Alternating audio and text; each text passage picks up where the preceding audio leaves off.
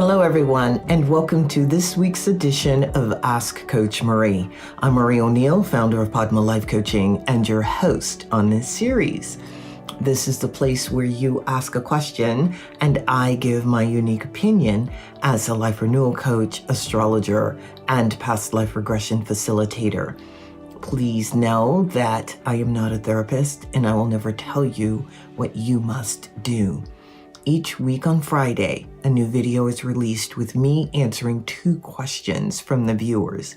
In addition to the 2 questions, I talk about various other life renewal topics. Let's go ahead and get started with the questions for this week. Our first question comes from Brittany, who is in Portland, Oregon. Brittany writes, I've always been a people pleaser and it's exhausting. I'm afraid of conflict and want everyone to like me, but I'm starting to resent always putting others' needs before mine. How do I start setting boundaries and prioritizing my well-being? Thank you for that question, Brittany. This is a very good question. Now, you stated that you are afraid of conflict. And this is one of the reasons that you are a people pleaser. You have to ask yourself some deeper questions. What is it about the conflict or being afraid of conflict that comes up for you? What is it? Go deeper, because there is something that needs to come up so that you can heal it. It's not that you won't ever have an issue with conflict, but you'll be able to deal with it and manage it.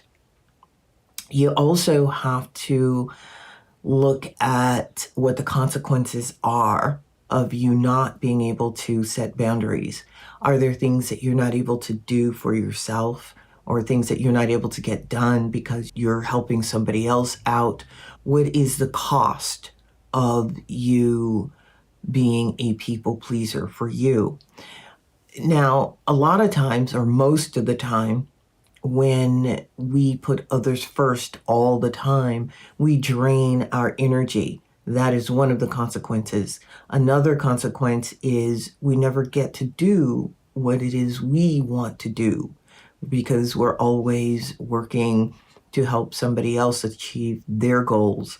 Your soul has its agenda, and it knows what it wants for you. To start setting boundaries, you want to start small with something that is significant but not grandiose. It could be, for example, a boundary around your time and how much time you have to help someone else or to do something for someone else. So with time, you may tell someone who is asking you for help, you could say, I'm willing to help you on such and such a date or at such and such a time. You know what it is you need to do for yourself. So you have to put yourself first and stick with it. It's going to feel strange to set a boundary, especially initially, putting yourself first, because you want to just go ahead and do what somebody else wants right away. Before you even tell other people you're going to help them at a certain time, you want to get clear on what your boundary actually is before you even receive the ask. For example, if you have work that you're doing or need to do for yourself for the week, set your schedule of when you want to get that work done. You also want to anticipate someone else asking you for your help and anticipate what your answer is going to be. Your answer can be, I'll help you at this time, or I'm not available this week, but stick to it. The other thing that you definitely want to do with boundaries is know ahead of time what the consequences are for you not holding the boundary. And is that consequence worth it? I mean, is it worth it for you to violate yourself? Because you're violating your own internal soul when you don't set boundaries and you don't hold them. This is how I would start with the boundaries. They're not easy to set, but once you start, you'll find that it gets easier. One thing that you can do with people who are asking you to do something for them, you can say, I'm going to have to check my schedule. I'm going to have to think about that. You do not have to say yes right away. As a matter of fact, I would recommend you not say yes to anything right away. Tell people that you need to check your schedule, you'll get back to them. And then even if you don't really need to check your schedule, that's what I would say to the other person. And then go away and feel into yourself and find out if this is something you want to help this person with or not. And if it's not, then you go back to them and say, hey, I'm not available to help you with that. And no is a complete sentence, but this is the way I would start. I would also look at getting some type of therapy because you want to figure out what's going on within you that is blocking the issue of being able to set boundaries. So that's something that I would recommend. You can go to a life coach, you can go to a psychotherapist, you can go to a psychologist, but you want to get to the bottom of this issue and see why it's there. But this is how I would start. All right. Thank you for that question. Please comment below and let me know how things are working out for you. All right. The topic for today is finding meaning and purpose. Now, when we are looking at finding meaning and purpose, I'm referring to finding meaning and purpose in your life. Because sometimes we go through life and we're just existing and we're just going day to day and years go by and you've not done anything that you perceive as worthwhile for you. In order to find out what is meaningful and what your purpose is, you've got to get to the bottom of what your values are. What is it you value in life? What is it you enjoy doing? Sit down with yourself and write out your values and write out what you find is important and see what really, I say, floats your boat, because your purpose is probably going to be wrapped up in your value system and what it is you enjoy doing. A purpose does not have to be difficult at all. A lot of times purpose is really easy. Sometimes your purpose in life is to be a good parent or it could be anything, but it has to be something that feeds your inner soul, feeds that part of you that is all-knowing. It's usually also about helping humanity to evolve in some way. And when I say humanity, I mean it could be the community, it could be your family, it could be where you're working, nurturing someone or a concept.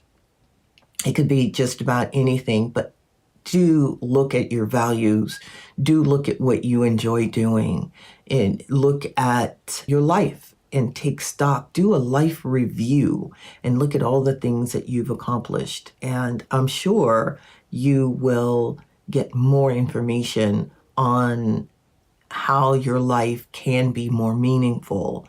And you'll find that you're probably doing your life purpose also. All right, let's get to the last question for today. The final question comes from Chris, who is in Atlanta, Georgia. Chris writes, I recently experienced a setback in my career. I didn't get a promotion I was hoping for. I'm feeling discouraged and unsure about my next steps. How do I bounce back from this and reignite my motivation? Very good question, Chris, and thank you for asking it. The first thing you want to do is take stock in the situation, meaning asking questions of yourself. Why do you feel that you didn't get the promotion? Are there skills that you didn't have or that you need to develop? You want to get as much feedback as you can from the interviewers or interviewer? Was there something specific that they were looking for that, as I said, that you might need to get training in? Get as specific information as you can.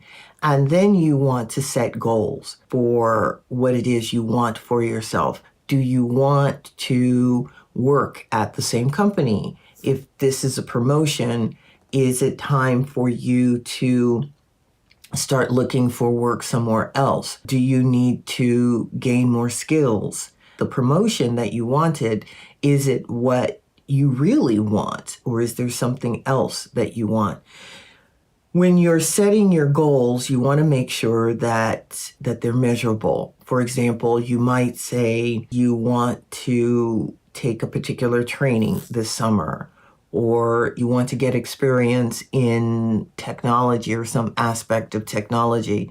So you want to make sure that they're measurable, that they're pretty specific, and that they're achievable too, because you don't want to set unrealistic goals. You also want to, of course, continue to network with your friends and colleagues because, maybe there is another path. You want to be kind to yourself and gentle with yourself and honor what it is you have achieved in your career, because all of this is important. You will be led to the next step for you at this time. However, you want to just honor where you are and look at the situation deeply to see what was it that occurred that caused you not to get the promotion. Was it something that you really wanted? Take stock in where you are. If you need training, more training, then get the training and reapply for the promotion when the time comes around. All right, I hope that has helped you. Please comment below and let me know. I want to know how you're getting on.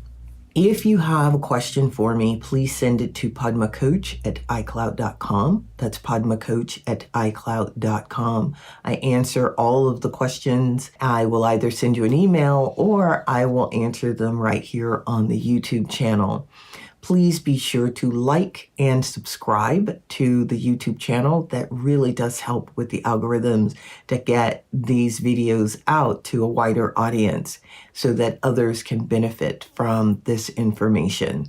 If you'd like to learn more about the services I offer, please go to the website, padmalifecoaching.com.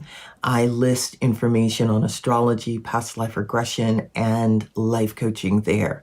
You can sign up for sessions. You can read all about how I work. You can always comment or send me an email.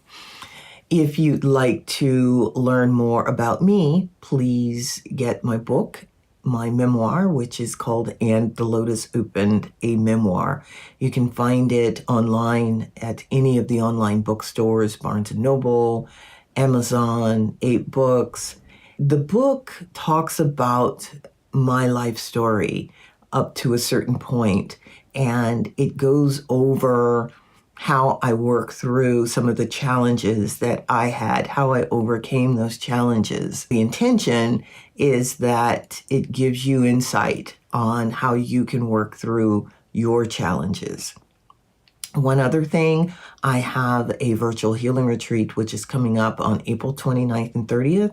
I do these retreats twice a year in the spring and in the late summer or early fall. This one is on the soul and basically healing from the soul level. There will be 5 presentations and a panel discussion. I have 4 other presenters who will be giving 1-hour presentations. You can find information on the retreats on Eventbrite. I will put the link below so that all you have to do is actually click on the link to be taken to the Eventbrite page. I am so grateful that you have spent your precious time with me today listening to this video. Please comment below and let me know what you think. Send me your questions, and I will see you back here next week. Have a wonderful week ahead. Bye-bye.